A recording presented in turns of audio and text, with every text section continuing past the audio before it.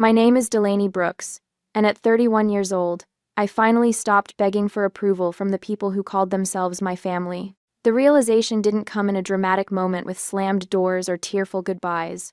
It arrived quietly, settling into my bones one Tuesday morning, as I traced a delicate fern pattern onto a client's shoulder blade.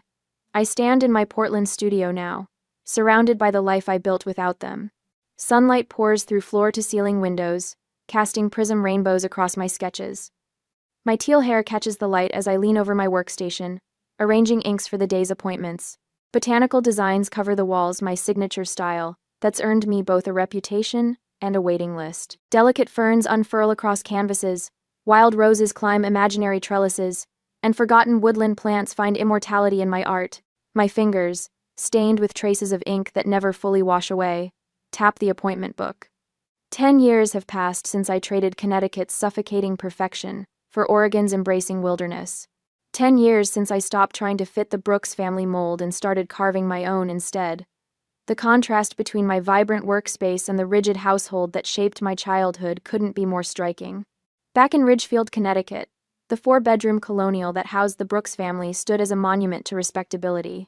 The lawn remained meticulously manicured, the hedges trimmed to identical heights, the flower beds blooming in coordinated colors approved by the neighborhood association. Nothing grew wild there. Nothing was allowed to. Father never dad, always Father Charles Brooks built his tax attorney practice on reputation and appearances. His tailored suits matched the polished veneer of his public persona, and his handshake closed million-dollar deals with families who trusted his perfectly combed salt and pepper hair and steady gaze. At the dinner table, he dispensed wisdom about the importance of what others think, as if it were scripture.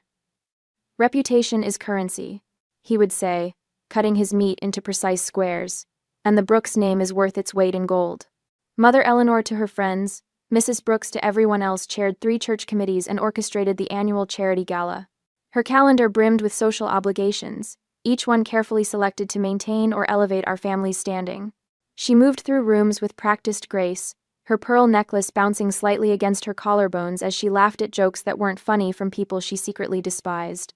"Appearances matter, Delaney," she whispered once while pinching my arm at a garden party when I'd reached for a second cookie. "People are watching. People are watching." My brothers completed the perfect family portrait. Derek and Lucas, the golden sons with Ivy League futures mapped from the cradle.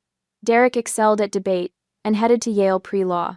Lucas, the math prodigy, collected academic scholarships like trophies and eventually landed at Harvard Business School. Their achievements adorned the mantle and fueled father's boasting at country club dinners. I was the smudge on an otherwise pristine canvas, the daughter who asked too many questions and colored outside the lines literally and figuratively. While mother carefully selected my dresses for Sunday service and father mapped my path to an acceptable college, I dreamed in colors they couldn't name. The Brooks family lived by an unwritten code. Every decision, from vacation destinations to breakfast cereal, passed through the filter of outside judgment. "What will people think of us?" echoed through our house, bouncing off the pristine walls and settling into the corners where dust never gathered because mother wouldn't allow it. The first time I truly understood my place in the family hierarchy, I was 12 years old. After weeks of begging, I'd convinced mother to buy me a temporary hair color, just a single streak of violet that would wash out after a few shampoos. I applied it myself, hands trembling with excitement as I watched the color bloom against my brown hair. The result thrilled me, a small rebellion contained in a single streak of purple. I bounded downstairs, eager to show it off before Derek's high school graduation dinner. Father looked up from his newspaper, his expression shifting from distraction to disgust in the space of a heartbeat. "Absolutely not," he said, his voice cold as January frost. "Go wash that out immediately." "But it's just temporary," I pleaded. "It'll be gone by Monday." I said no. His newspaper snapped back into place, a wall between us. "We're leaving for Derek's dinner in 30 minutes. You will not be joining us looking like that." "Charles," mother interjected, her voice low. "People will ask where she is. Tell them she's ill, a stomach bug." He didn't lower the newspaper. "Better they think she's sick than see her looking like some sort of delinquent." I stood frozen in the living room, the weight of his words settling over me like a shroud. Not the disappointment of missing the celebration dinner at Derek's favorite restaurant. but the casual ease with which I'd been excluded erased to maintain the family image. Later that evening, I sat alone in my bedroom, picking at a sandwich Mother had left before they departed. Through the neighbor's kitchen window, I could see my family gathered around a table at the Peterson home next door, where they'd stopped before heading to the restaurant. They laughed together, Father's hand clapping Derek's shoulder with pride. Mother's face animated as she spoke, Lucas smiling at something someone said. They looked complete without me. Perfect, even. I pressed my palm against the cool glass of my window, watching my family exist without me, and something shifted in my heart. The constant hunger for their approval began to ache differently, less desperate, more resigned. I realized then that their love came with conditions I might never satisfy, rules I might never understand. That night, as the violet streak in my hair began to fade under repeated washings, a seed of independence took root in the garden of my heart. Years would pass before it bloomed fully, but in that moment of exclusion, watching laughter through borrowed light, I began to understand that real family shouldn't require perfection to grant belonging. I just didn't know yet that I would have to create that family myself, thousands of miles away from the pristine colonial on Maple Street. The first sketchbook I ever bought myself was a cheap spiral-bound thing from the drugstore, purchased with birthday money from my grandmother. I hid it between my mattress and box spring, pulling it out only when my bedroom door was locked and the house had settled into evening quiet. With colored pencils spread across my comforter like fallen autumn leaves, I created worlds my family would never understand. At 16, my fingers constantly bore the evidence of my secret life: graphite smudges under my nails, paint flecks that wouldn't wash away, calluses from gripping pencils too tightly for too long. Mother noticed once during Sunday dinner, her eyebrows arching toward her perfectly styled hair. "For heaven's sake, Delaney. Your hands look absolutely filthy." She passed me a napkin with 2 fingers, as if my smudges might somehow transfer to her manicured nails. "What will Pastor Mitchell think if he sees you like this at a youth group tomorrow?" I didn't answer, just scrubbed at the blue pastel dust embedded in my skin until it reddened. What I couldn't explain was how those marks were badges of honor, evidence of the only conversations where I truly spoke. My voice had been systematically silenced at the Brooks dinner table. Every opinion is deemed inappropriate or unnecessarily contrary. Every question met with Father's signature phrase, "That's not up for discussion."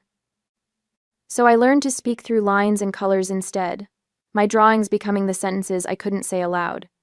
In my room, surrounded by carefully hidden sketchbooks, I created entire universes, fantastical landscapes, where trees grew upside down and gravity was optional.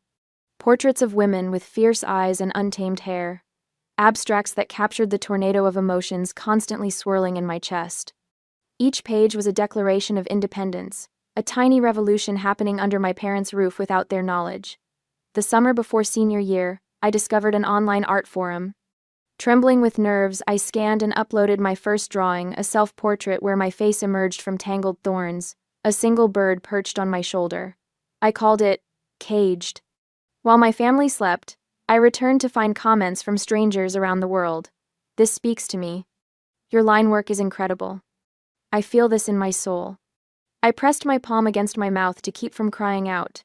For the first time in my life, someone was truly seeing me. Not the proper Brooks daughter in pressed khakis and sensible haircuts, but the real Delaney, wild and yearning and bursting with things to say. That night marked the beginning of my double life. Public Delaney maintained acceptable grades, attended mandatory family functions, and nodded at appropriate intervals. Private Delaney developed a distinctive style that incorporated botanical elements with surrealist twists, each creation branching and unfurling like a plant seeking sunlight after too long in darkness. Art wasn't just my hobby or talent. It became my identity's foundation when everything else felt borrowed or forced. In those sketchbooks, I discovered who I actually was beneath the Brooks family veneer. The college conversation began exactly as I expected, during a carefully orchestrated dinner the fall of my senior year. Father waited until dessert was served before clearing his throat and placing a Dartmouth brochure beside my plate. "I've spoken with William Harrison," he announced, referring to his college roommate who now served on Dartmouth's board. "He's assured me they'll look favorably on your application, despite your—" He paused, searching for a diplomatic phrase. "Despite your somewhat inconsistent academic performance." Mother beamed across her untouched cheesecake. Economics would be perfect for you, Delaney. So versatile. And the Dartmouth campus is absolutely beautiful in fall. My brothers exchanged knowing glances. The family machine was operating precisely as designed, another Brooks child being fitted into their predetermined slot. What they didn't know was that I'd already applied to 7 art schools across the country. That I'd been selling digital illustrations online for nearly a year, building a modest savings account under my own name at a bank across town. That my portfolio had been reviewed and praised by working artists who found my vision compelling and commercially viable. I nodded and took the brochure, letting them believe I was resigned to their plan. Meanwhile, my real applications traveled through digital space toward admissions offices that would judge me solely on my artistic merit.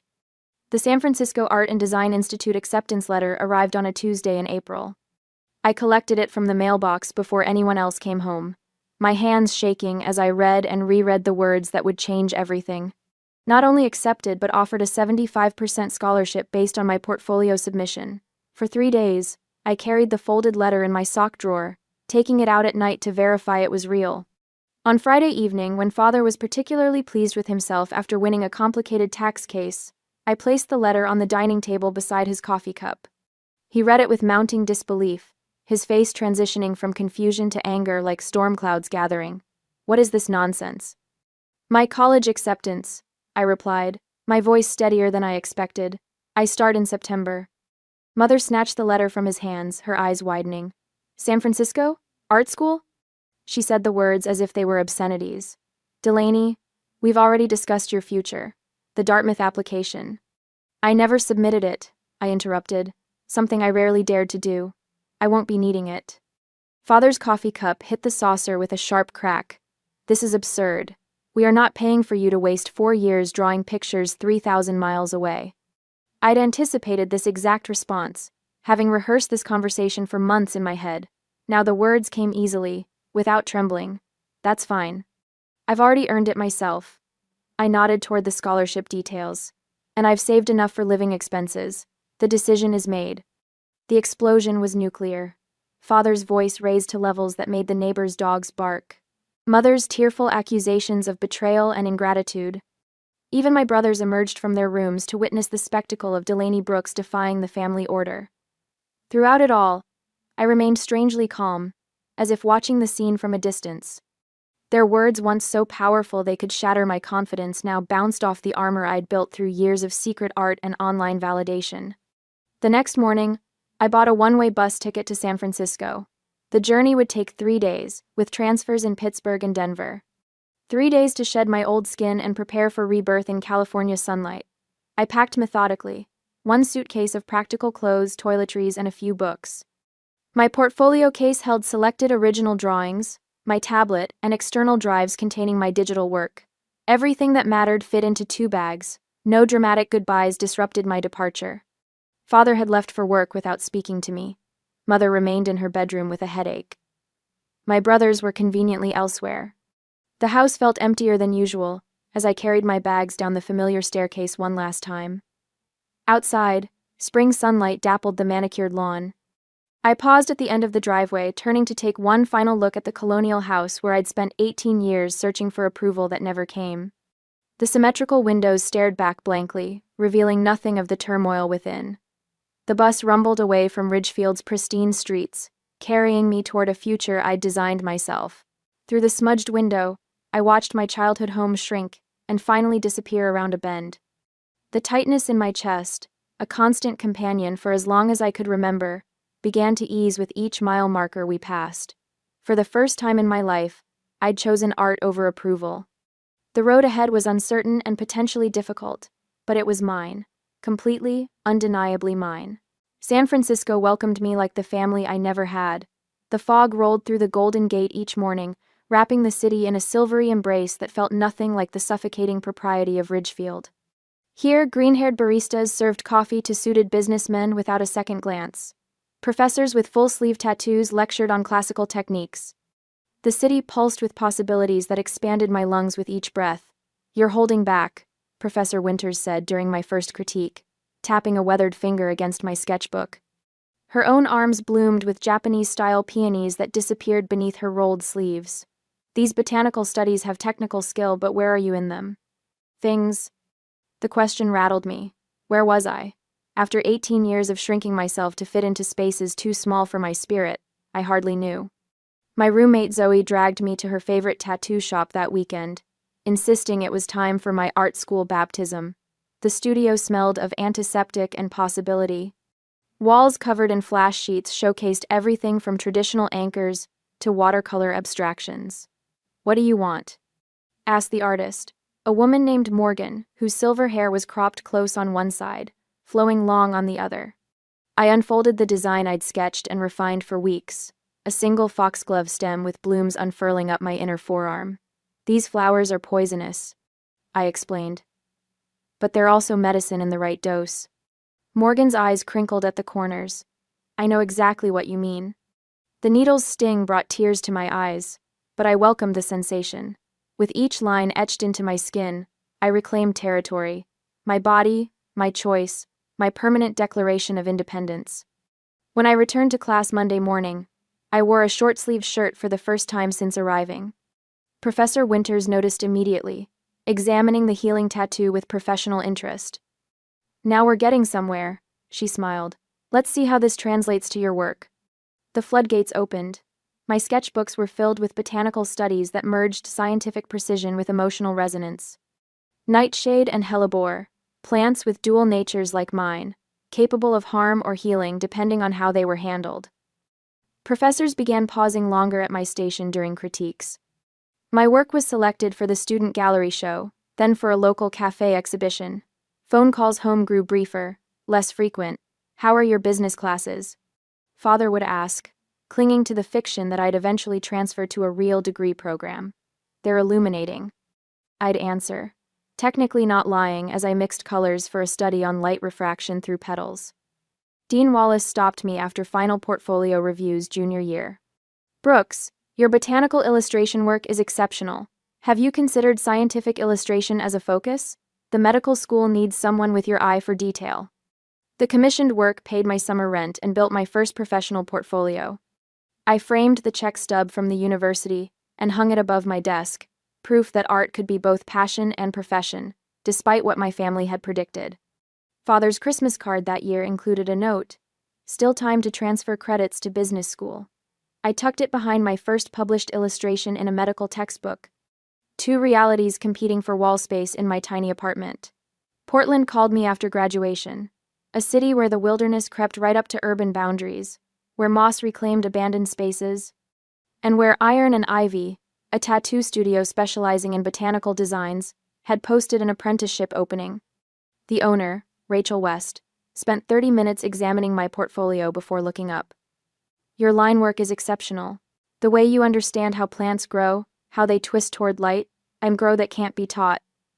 She tapped a weathered finger against my foxglove tattoo. "You already understand how skin becomes canvas. The rest I can teach you." Apprenticeship meant long hours sweeping floors, sterilizing equipment, and drawing flash designs for poverty wages. But it also meant absorbing everything: how to stretch skin for clean lines, how to move the needle for different effects, how to listen to clients who trusted me with their stories and skin. "Why lilacs?" I asked a woman in her 60s who requested the purple blooms across her shoulder blade. "My mother grew them," she explained. "She's been gone 20 years now, but whenever I smell them blooming, I feel her with me." Her eyes misted. "I always want to carry her with me always." Each client brought stories etched into them before I ever touched needle to skin. The college student covering self-harm scars with cosmos flowers. The breast cancer survivor reclaimed altered terrain with cherry blossoms. The widower incorporated his wife's handwriting into a memorial piece. These weren't just clients. They became connections, people who trusted me with their pain, their healing, their transformations. I created a safe space for their vulnerability, something I'd never been offered at home. 2 years into my apprenticeship, my botanical designs developed a waiting list. 4 years in, Rachel called me into her office.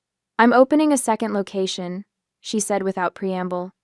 "I need someone I trust to be my partner at the original shop." She slid papers across her desk. 51% me, 49% you to start. We revisit the percentages in 2 years. At 25, I became co-owner of a respected tattoo studio. The day I signed the partnership papers, I called home for the first time in months. I've become part owner of a business, I told Mother, careful with my wording. Her voice brightened. Oh, what kind of business, dear? The kind that's profitable and respected in its field, I replied, still dodging. Well, your father will be pleased to hear you finally found a sensible path, she said, satisfaction warming her tone. Maybe you'll finally use that artistic hobby for proper greeting cards or something respectable. I let her believe what she needed to believe. The truth would only disappoint her, and I'd stopped seeking approval I would never receive. My own apartment is filled with plants and light. My skin accumulated more art, a garden I carried with me everywhere. Iron and ivy thrived under our partnership, featured in regional magazines and booked months in advance. Then came the ivory envelope in my mail, addressed in Mother's perfect penmanship. Inside, Derek's wedding invitation, UNA gold-embossed lettering announcing his union with Caroline Elizabeth Montgomery of Greenwich, Connecticut, at St. Matthew's Episcopal Church, followed by reception at the Ridgefield Country Club. A handwritten note slipped from between the cardstock. Delaney, we hope you'll join the family for Derek's special day. Please wear neutral colors, long sleeves preferred, and avoid bright hair tones for photographs. Mother. The familiar ache bloomed beneath my ribs. 6 years of building my life, my business, my reputation, yet still reduced to a potential embarrassment. Still asked to hide who I'd become. Rachel found me staring at the invitation during lunch break. Bad news? Family news, I clarified, sliding the note toward her. Apparently, I'm welcome at my brother's wedding as long as I pretend to be someone else. She read it, eyebrows rising. What will you do? The question haunted me for days. Part of me wanted to arrive in full glory, teal hair, tattoos on display, wearing the vintage silver sequin dress I'd found at a local boutique. Another part, the young girl still hungry for belonging, whispered that compromise might open doors to reconciliation. I booked my flight, packed the silver dress instead of the requested beige. Arranged for my assistant to cover weekend appointments. I wore a sweater over my tattoos for the ceremony but removed it at the reception, a silver dress catching light as I moved. Mother's tight smile told me everything when I arrived. We've arranged seating in the back row, dear. For family photos, perhaps you could stand behind your cousin Thomas? He's quite tall. Don't look, see. I'd complied with half their demands, yet still found myself erased, seated where I wouldn't be noticed, positioned in photos where I could be cropped out later, introduced to distant relatives as our daughter who lives in Oregon, with no mention of my successful business. The pattern revealed itself with perfect clarity. Acceptance would always come with conditions I couldn't meet. Belonging would always require diminishment I couldn't sustain. On the flight back to Portland, I watched clouds pass beneath the wing, and made a quiet promise to myself. The next celebration requiring family would happen on my terms, in my space, with people who loved all of me, not despite the colors and lines I'd added to my life, but because of them. A year later, another wedding invitation arrived on a Tuesday. Glossy cream cardstock with gold lettering that caught the light as I turned it over in my hands. My brother Lucas was getting married to Vanessa, a pediatric surgeon with a pearls and cardigan wardrobe that our mother adored. I traced my finger over the embossed edges, searching for some hint of genuine connection in the formal wording. A smaller card fell from the envelope, an additional note printed specifically for me. The Four Seasons Boston maintains a strict dress code. No visible tattoos permitted. Please plan accordingly. I stare at those words until they blur. Not, we can't wait to see you. Not, it'll be so good to have the whole family together. Just a clinical warning about my existence being incompatible with their carefully orchestrated event. My phone buzzes with a text from Lucas. Did you get the invitation? Mom insisted on the dress code note. Of course she did. I consider my options while watching raindrops race down my studio window. I could wear long sleeves in June heat. I could cake myself in specialty makeup designed to hide who I've become. I could contort myself into their mold for one more day. I won't be attending, I type back. Congratulations to you and Vanessa. Lucas calls immediately. Delaney, come on. It's my wedding.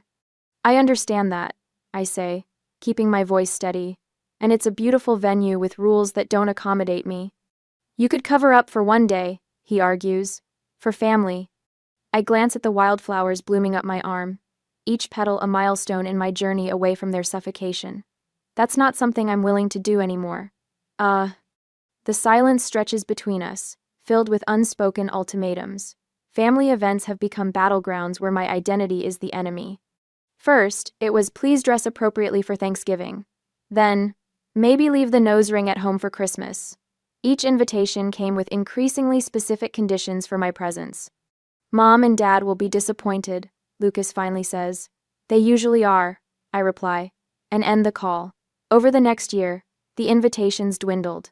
Thanksgiving dinner, Cousin Abby's graduation, Dad's retirement party. Each omission became a statement louder than words. I was being edited out of the family narrative, one event at a time. When the Facebook photos appeared from events I hadn't known about, a surprise anniversary party for my parents, a family reunion weekend, I realized I wasn't even being rejected anymore. I had simply ceased to exist in their world. The final blow comes months later in a phone call from Aunt Sarah, always the family mediator. Her voice carries that special tone reserved for delivering bad news wrapped in false kindness. Delaney, honey, about Madison's wedding next month. Madison, my youngest cousin, who once followed me around with a sketchbook, begging for drawing lessons. The thing is, Aunt Sarah continues, they're worried about you influencing the younger guests. All those tattoos, your lifestyle choices. Madison's future in-laws are very traditional, and everyone thought it might be best if I didn't come. I finished for her, the words bitter but familiar. We all love you, of course, she adds quickly. It's just that family occasions have certain expectations. I watch a customer through my studio window, admiring the botanical sleeve I'd finished last week. She catches my eye and gives a thumbs up, her face bright with the joy of seeing herself reflected in her chosen art. You know what, Aunt Sarah? You can all stop worrying. I won't be attending any more family events, ever. Her stammering response fades as realization settles over me like morning light. They don't see me as family. They see me as contamination, a problem to be managed, a mistake to be hidden. That evening, I wrote one final email to my parents, not begging for understanding as I had so many times before, not explaining myself or defending my choices, simply stating that I was closing this chapter of endless rejection. My finger hovers over send as memories wash through me: childhood dinners where my voice was silenced, teenage years when my art was dismissed as a phase, the empty space at family photos where I should have stood. The reply came 3 days later, a single line from my father. We think that's for the best. Those 6 words snap something loose inside me.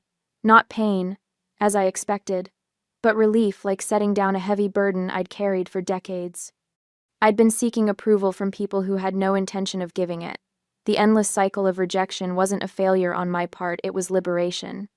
As winter approaches, Portland welcomes me with open arms, in the mismatched furniture of communal art spaces and late-night conversations over cheap wine.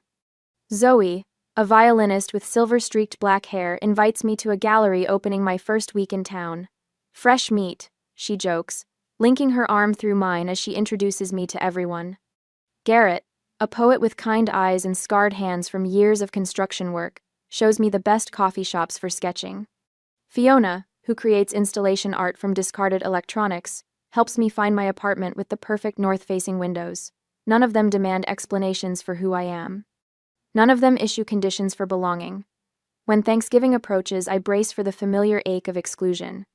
Instead, Zoe texts, "Orphan Thanksgiving at my place. Bring whatever doesn't scare the health department." 23 people crowd into Zoe's loft apartment. Garrett brings 3 pies and his elderly father who tells ribald jokes. Fiona constructs a turkey from salvaged metal parts that becomes the centerpiece. Someone's band plays improvised holiday songs with lyrics that make us howl with laughter. I look around at these people with their colored hair and tattooed skin, their loudness and their tenderness, their complete acceptance of each other's broken parts, and understand what family should be. No one asks me to be smaller. No one suggests I cover my tattoos. No one whispers about what others might think. When Christmas arrives, we create new traditions. A tree decorated with miniature art pieces we've each created. A gift exchange where everything must be handmade or secondhand. A feast where everyone contributes their family's comfort food, creating a tapestry of flavors that tells our collective story. These people celebrate the very parts of me my biological family tried to erase. They ask questions about my tattoos instead of demanding I hide them. They frame my art instead of dismissing it as a hobby. In this warehouse studio, with its exposed brick and massive windows, surrounded by people who chose each other, I finally understand. Family isn't inherited. It's recognized. It's built. It's chosen. And I choose them. My first encounter with Caleb West happened on a rainy Thursday evening at the Evergreen Gallery's spring showcase 4 months after Christmas. I stood beside my latest piece, an intricate back tattoo design transferred to canvas, when a tall figure with a camera slung across his chest approached, raindrops still clinging to his dark curls. "The texture here is remarkable," he said, leaning closer to examine the interplay of shadow and light. "You've captured something raw and honest. That's rare." I watched his eyes trace the lines of my work, noting the genuine appreciation in his expression. No performative enthusiasm, just quiet recognition. "I'm Caleb," he offered, extending a hand. "I document counterculture movements across the Pacific Northwest." "Delaney Brooks," I replied, taking his hand. "I put permanent art on people who want their outsides to match their insides." His laugh was unexpected, warm and unguarded. That might be the best description of tattooing I've ever heard. As the gallery crowd ebbed and flowed around us, our conversation drifted from artistic influences to personal philosophies. Caleb's photojournalism focused on communities existing outside mainstream expectations, commune dwellers, sustainable living advocates, underground artists, people who'd found freedom in rejecting conventional paths. When the gallery lights dimmed, signaling closing time, he asked if I'd join him for coffee. The rain had stopped, leaving the streets glistening under streetlights, as we walked to a small cafe 3 blocks away. "What drew you to tattoo artistry?" he asked, wrapping his hands around a steaming mug. I told him about my journey from Connecticut to Portland, the freedom I discovered in creating permanent art on willing canvas. He listened without interruption, his eyes never leaving mine. "Family?" he asked, the question hanging between us. "I built my own," I answered honestly. "Blood relatives are back east wondering where they went wrong." He nodded, understanding flickering across his features. Chosen families can be more nurturing than biological accidents. Our conversation stretched past midnight, weaving through art movements, identity politics, and the communities we'd each constructed around ourselves. Unlike previous first dates where I'd carefully edited my narrative, with Caleb, I found myself offering unvarnished truths. When he walked me to my car, his hand briefly caught mine. "You know what I find most compelling about your work?" he asked, his voice soft against the night air. "Tell me." "Your skin tells stories most people spend a lifetime hiding," he said, tracing a finger lightly along the floral sleeve covering my left arm. "There's courage in that kind of transparency." The simple observation landed with unexpected weight. Not admiration for technique or style, but recognition of the deeper purpose behind my art. The commitment to visible authenticity that had cost me my first family but given me the freedom to become myself. I agreed to see him again before we parted ways. Over the following months, our relationship blossomed through shared creative endeavors. Caleb photographed my tattoo sessions for a magazine feature on women transforming the industry. I designed a logo for his upcoming photography exhibition on alternative communities. We created naturally, without the friction I'd experienced in previous relationships. No explanations required, no apologies necessary for pursuing artistic obsessions or keeping unconventional hours. When I invited him to join my studio's 5th anniversary celebration, he arrived early to help arrange furniture and stayed late to wash ink cups. My chosen family, Jasmine and Marcus from the studio, Tori from the apartment upstairs, even old Professor Hammond welcomed him without reservation. "He fits," Jasmine observed one evening after Caleb had left, her arms crossed as she leaned against the doorframe. "No adjustment period, no awkward navigation, he just belongs here." The observation struck me as significant. My previous partners had approached my circle cautiously, treating my friends as obstacles to overcome rather than people to embrace. Caleb integrated seamlessly, bringing homemade bread to Sunday dinners and remembering everyone's coffee preferences without being told. The contrast with my biological family's historical rejection of anyone I brought home was stark. My father had interrogated my high school boyfriend about his career aspirations, while my mother scrutinized table manners and pronunciation. My brothers barely acknowledged the existence of people I cared about. Caleb attended gallery openings and industry showcases, his quiet support never wavering. He documented my creative process with his camera, preserving moments of inspiration and frustration alike. When I received the Industry Innovation Award in June, his was the first face I saw in the crowd. "You're glowing tonight," he whispered during the after-party, brushing a strand of hair from my face. "I'm happy," I replied, the simple truth of it surprising me. "It looks good on you," he said, pressing a kiss to my forehead. We built our relationship on a foundation of mutual support and genuine acceptance. He understood my need for creative space and respected my boundaries without taking offense. I learned to accommodate his occasional retreats into silent contemplation without taking them personally. For our 1-year anniversary, Caleb suggested a weekend trip to the Oregon coast. We rented a small cottage overlooking the Pacific, windows open to capture the constant rhythm of waves against shore. After a day exploring tidal pools and collecting interesting stones, we returned to watch the sunset paint the horizon in brilliant orange and pink. Caleb seemed uncharacteristically nervous, his hands fidgeting with the camera he hadn't used all afternoon. "I have something for you," he said as darkness settled around us and stars began appearing overhead. From his pocket, he withdrew a small wooden box, hand-carved with delicate floral patterns. My heart stuttered in my chest as he placed it in my palm. "Open it," he urged softly. Inside nested a silver ring, its design immediately recognizable, a small wildflower, pushing through cracked concrete, the exact image of my first tattoo. The one I'd designed myself at 19, marking my decision to leave Connecticut permanently behind. "The first time you showed me that tattoo," Caleb said, his voice steady despite the emotion flickering across his face, "you told me it represented resilience, beauty emerging from hardship." I nodded, words momentarily beyond reach. "That's what I see in you every day," he continued. "Not despite your past, but because of how you've grown through it." He took the box from my trembling hands. "I want to spend my life loving your authentic self, Delaney. Every story, every scar, every moment of becoming." The ring caught moonlight as he held it between us. "Will you marry me?" In that moment, the weight of a lifetime seeking approval from people who would never give it fully disappeared. Here was a man who saw me completely tattooed skin, unconventional choices, artistic ambitions, and offered not just acceptance but celebration. "Yes," I whispered, then louder, "Yes." As he slid the ring onto my finger, the wildflower symbol pressing gently against my skin, I realized I'd finally found what my biological family had never managed to provide. Unconditional love, without performance requirements. We sealed our promise with a kiss as waves crashed against the shore, the sound of natural forces reshaping the coastline, a fitting backdrop to this moment of transformation. With Caleb, I wasn't fighting to be seen or struggling to be valued. I simply existed, fully and freely, in the circle of his arms. We stayed wrapped together under starlight, planning a future built on the foundation we'd already established, one of mutual respect, creative partnership, and the kind of love that doesn't require hiding uncomfortable truths. For the first time since leaving Connecticut, I felt completely at home. My engagement to Caleb wasn't planned with Pinterest boards or vision boards. It happened on a random Tuesday when we realized we'd built something neither of us wanted to live without. The moment he slid that vintage emerald ring on my finger, I knew exactly two things. I wanted to spend my life with this man, and telling my family would be the final test of everything I'd built since leaving Connecticut. "Are you sure you want to tell them?"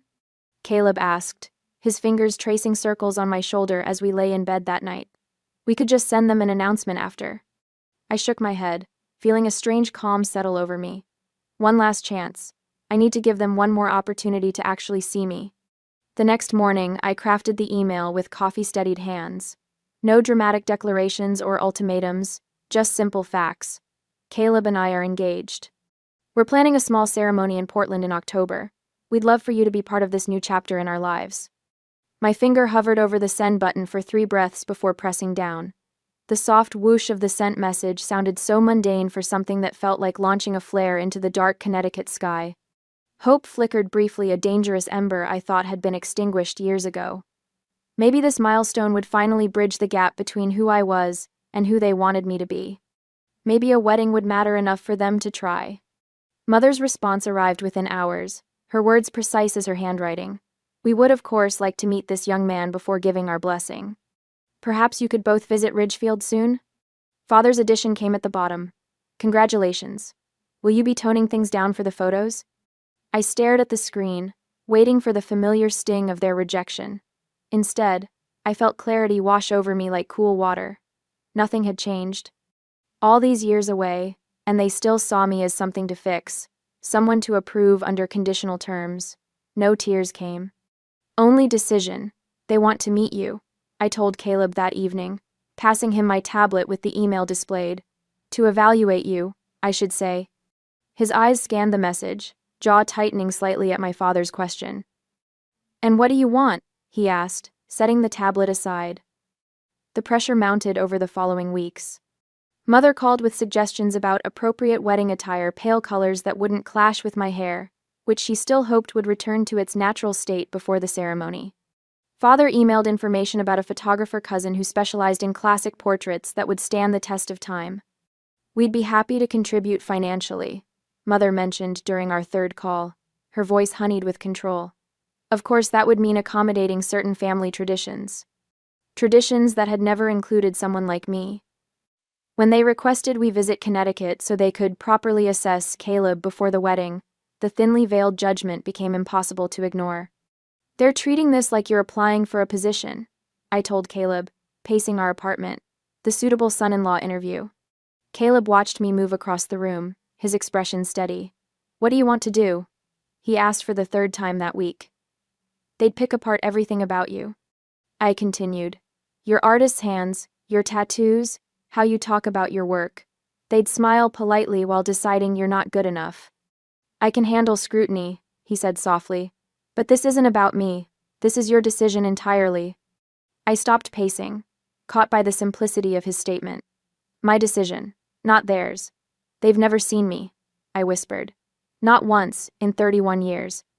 Then maybe they don't deserve front row seats for the rest of your life, he suggested.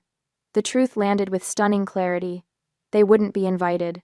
The realization didn't bring the vindictive satisfaction I might have expected years ago.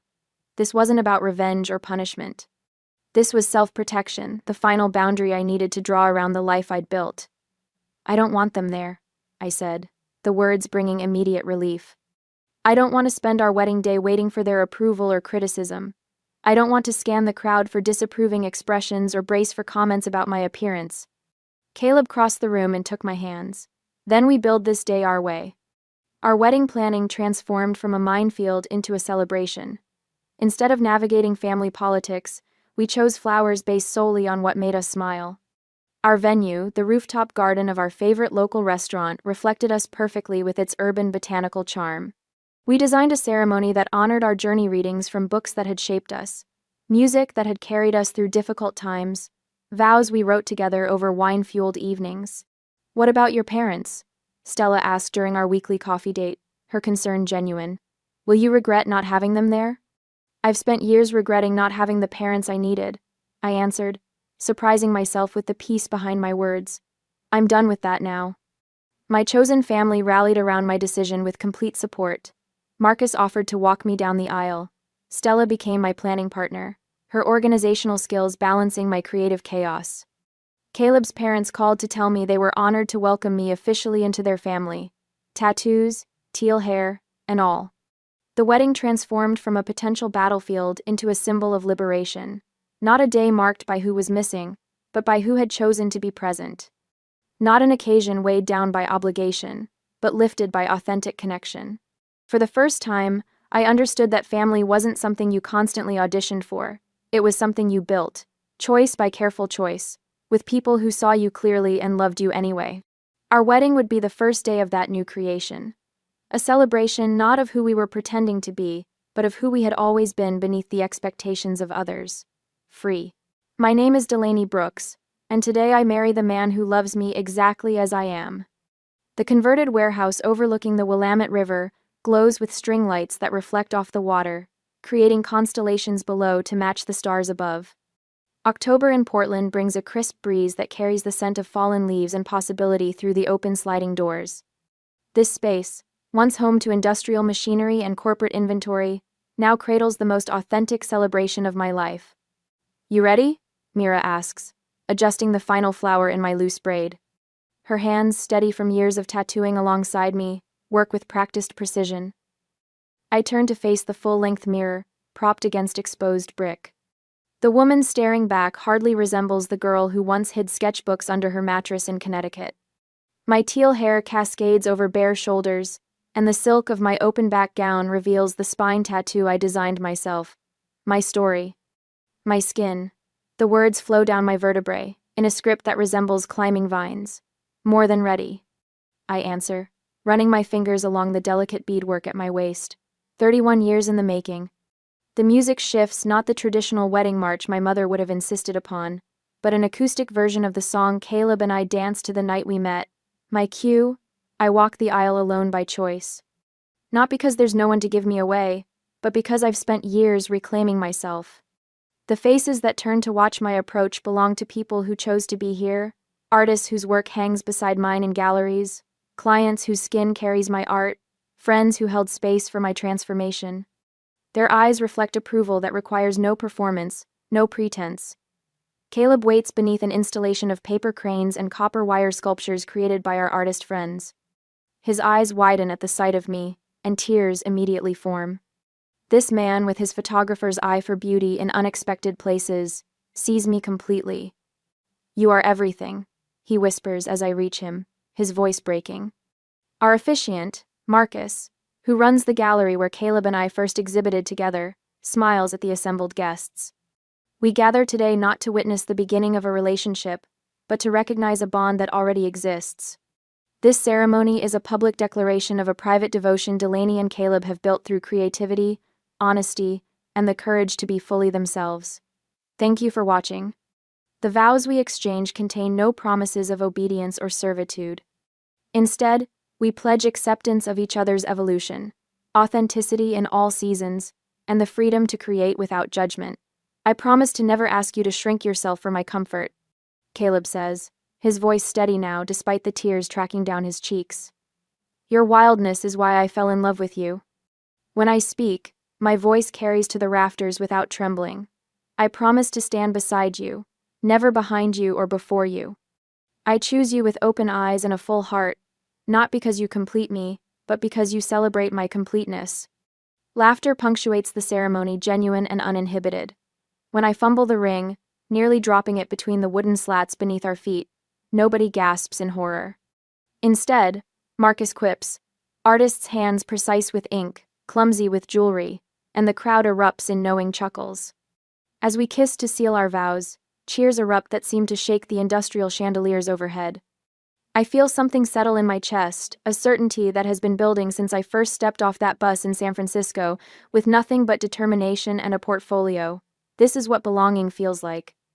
The reception flows naturally from the ceremony, the space transforming as Edison bulbs illuminate food stations featuring cuisine from our favorite local restaurants.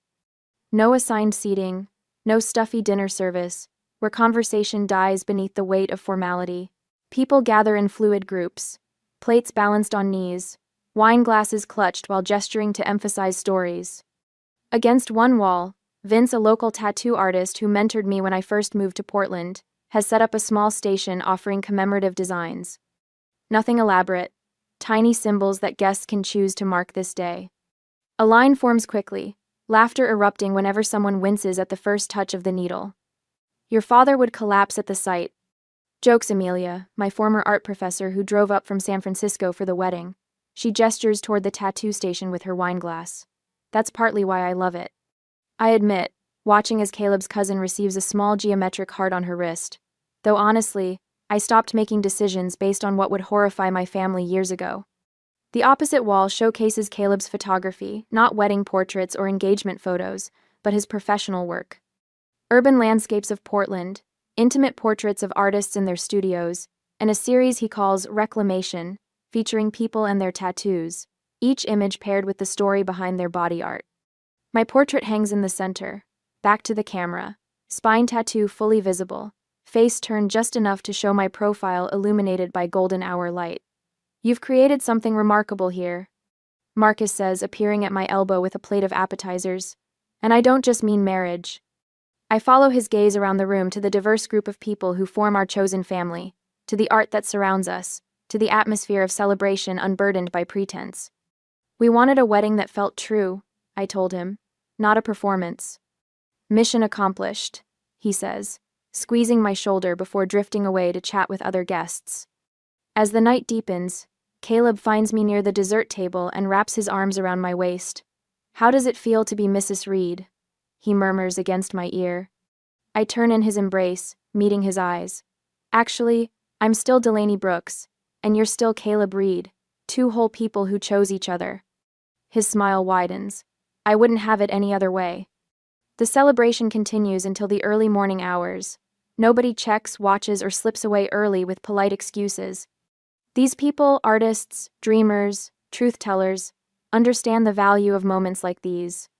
By the time Caleb and I leave for our small apartment in the Pearl District, my cheeks ache from smiling and my feet from dancing. 2 weeks later, the doorbell rings while Caleb and I sit at our kitchen island sorting through wedding photos. The sound feels intrusive on a lazy Sunday morning, unexpected and unwelcome. Caleb rises first, padding barefoot to the door. I hear the familiar creak of it opening, followed by an unnatural silence that pulls me from my stool. When I reach the entryway, the past stands on our welcome mat. Father looks older, his shoulders slightly stooped beneath his tailored suit jacket. Mother clutches her handbag with white knuckles, her pearls exactly where they've always been. Behind them, Derek and Lucas hover awkwardly, neither meeting my eyes. "Delaney," Father says, my name sounding foreign on his tongue, after so many years of silence. Caleb steps back to my side, his arm sliding protectively around my waist. The simple gold band on his finger catches the light. "May we come in?" Mother asks, her voice brittle with forced politeness.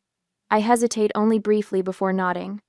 They file into our living room, these strangers who share my DNA looking out of place among our eclectic furniture and wall art. "Why are you here?" I ask when they've arranged themselves stiffly on our sofa and armchairs. Father clears his throat. "We received this." He holds up a newspaper, clipping a feature on local weddings from the Oregonian that included a photo from our ceremony, through an acquaintance with Portland connections. "Congratulations," Lucas offers weakly, earning a sharp glance from Father. "We came to discuss your behavior," Father continued as if Lucas hadn't spoken. "Do you understand how humiliating it was to learn of your wedding from strangers? To have people asking us why we weren't there?" Mother leans forward.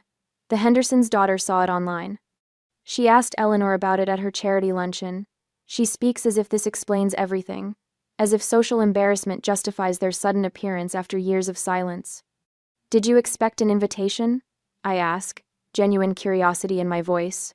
"We're your family," Mother says, as if the word alone carries irrefutable weight. "Are you?" Caleb asks quietly beside me. I squeeze his hand in gratitude. "Do you know how embarrassing it is?" Mother continues, her voice rising slightly. "To have a daughter who looks like you, who lives like this, who excludes her own family from her wedding." The words hang in the air between us, crystallizing 30 years of conditional love into a single, clarifying moment. "Thank you," I say, surprising everyone in the room, including myself. "Excuse me?" Father's eyebrows draw together. "Thank you for confirming what I always knew." My voice remains steady, my hand still firmly in Caleb's. "You're not upset about missing my wedding. You're upset that people know you missed it." I stand, and Caleb rises with me. Together we move toward the door, opening it in clear invitation for their departure.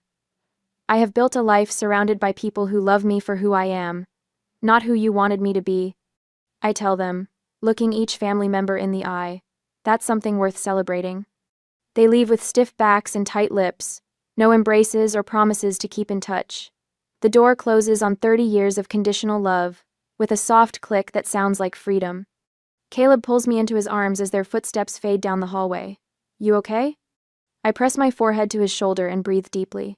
"Yes," I say, and I mean it. I finally am. My tattoo needle hums against Parker's skin, a gentle vibration that connects us beyond words.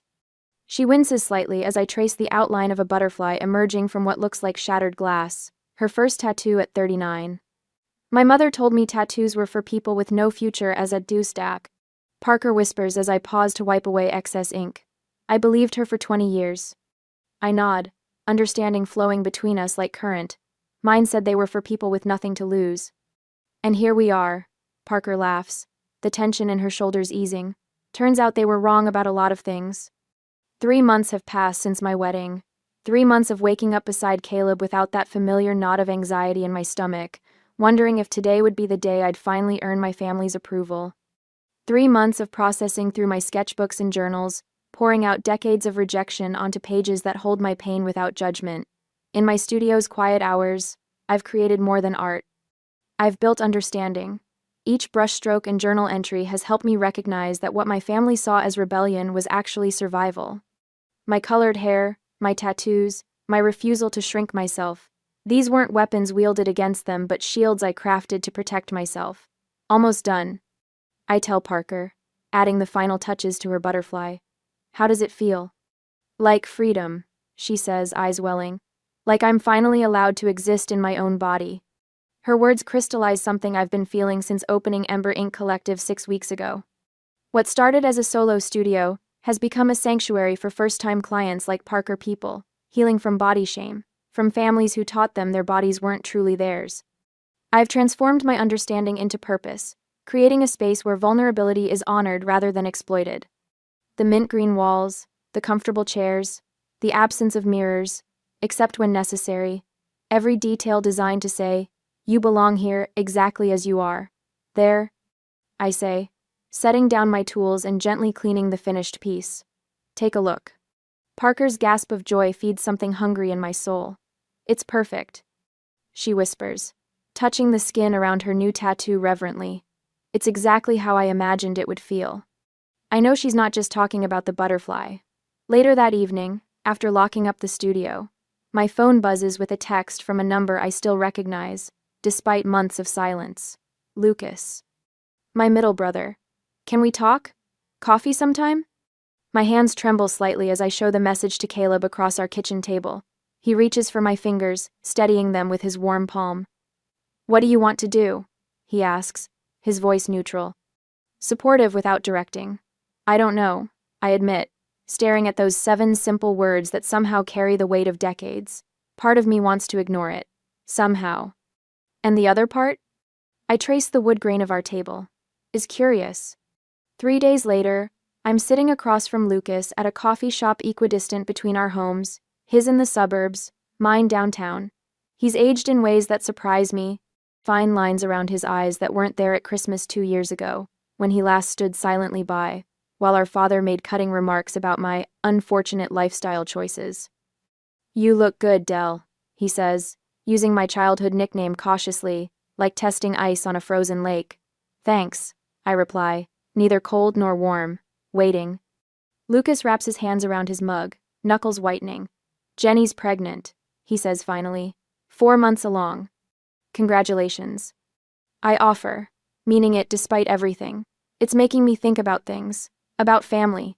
He looks up, meeting my eyes directly, about what kind I want to create. The ambient noise of the coffee shop fades as Lucas speaks words I never expected to hear. I'm sorry, he says, voice cracking slightly, for not standing up for you, for prioritizing Dad's approval over your feelings, for pretending not to see how much they hurt you. I sit perfectly still, afraid movement might break whatever spell has enabled this moment. Jenny and I have been talking about how we want to raise our kid. He continues, and I keep thinking about you, about how I never want my child to feel the way you must have felt, like you had to earn belonging. His apology isn't perfect. It doesn't erase years of complicity. But it's genuine, and I recognize the courage it took to reach across the chasm our family created. I'm not asking for immediate forgiveness, Lucas adds quickly. I just wanted you to know I'm trying to understand, and that I'd like to know my sister again, the real one, not the version Dad wanted you to be. We talked for 2 hours. I established clear boundaries for any future relationship. No criticizing my appearance. No helpful suggestions about my career. No expectations that I'll ever conform to the Brooks family mold. I'm not seeking validation anymore. I tell him as we prepare to leave. I'm open to reconnection, but only on authentic terms. Lucas nods, understanding dawning in eyes that look remarkably like mine. I think that's fair. He hesitates before adding, Dad and Derek might never come around. I know, I say, surprised by how little that prospect hurts now. That's their choice to make. Walking home, I realize something profound has shifted. Reconciliation isn't about forgetting harm or pretending it never happened.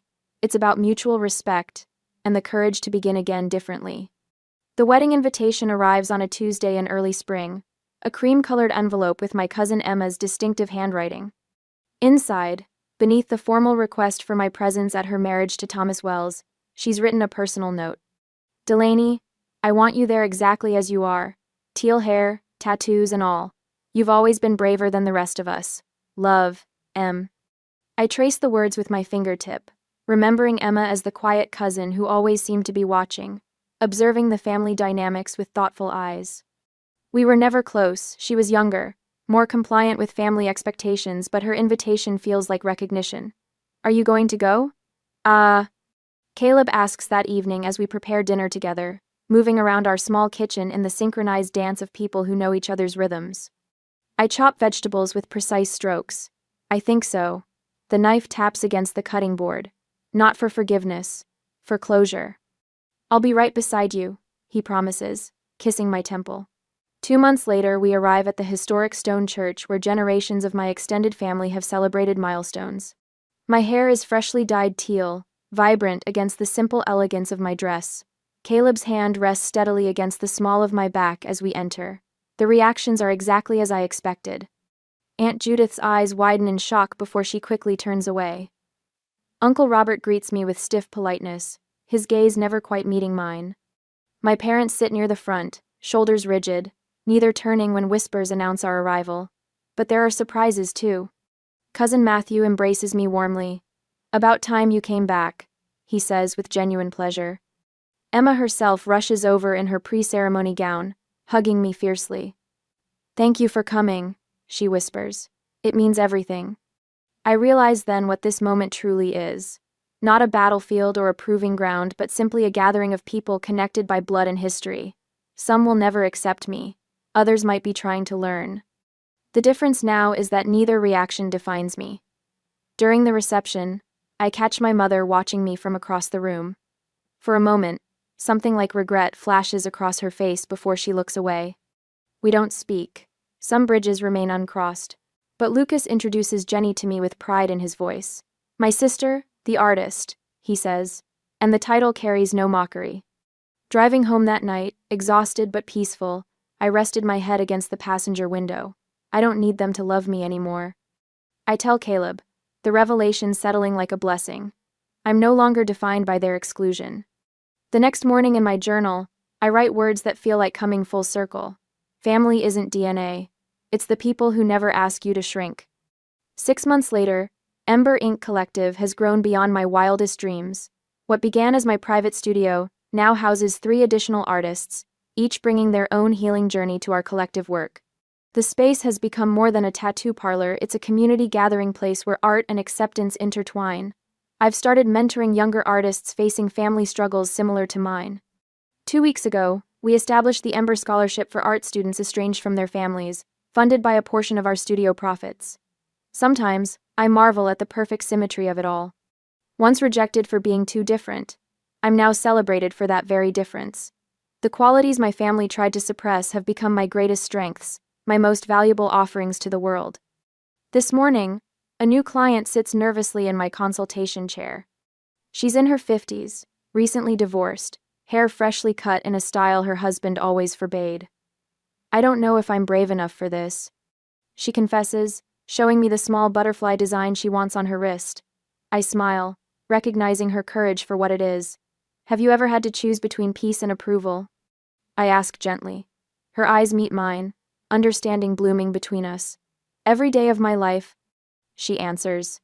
Then you're already brave enough, I tell her, preparing my tools for the work of transformation. Let's begin.